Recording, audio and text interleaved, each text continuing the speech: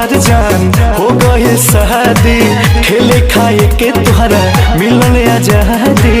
रोज रंगीन तोहर होत होई रतिया, दिनवा कटत होई जानी में। रोज रंगीन तोहर होत होई रतिया, दिनवा कटत होई जानी में, जानी में। बानी हम बड़ी परेशानी में, सुतेला भतार खरिहानी में। बानी हम बड़ी परेशानी में, सुतेला भतार खरिहानी में। सुतेला भतार खरिहानी में।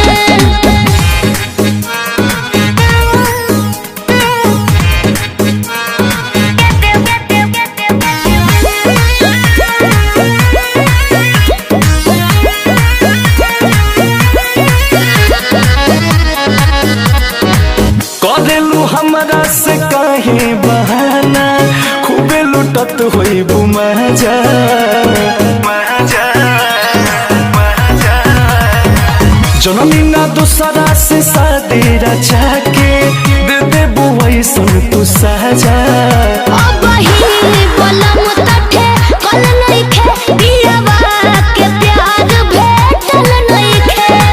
हमारे संगवा में बचपन बीतैलू, छोड़ के गइलू जवानी में, जवानी में।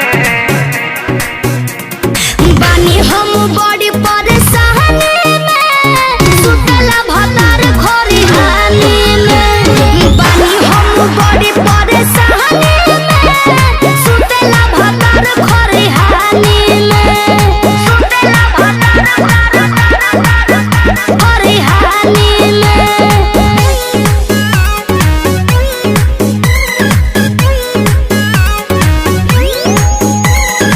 लागत हमारा से बड़ भूल भइल, तोहरा से दिलवा लगा के,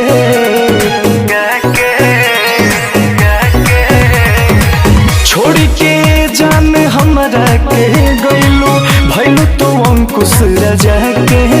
मिलन ना घरे मन जोरी हो, कुछ तो रहे मजबूरी हो।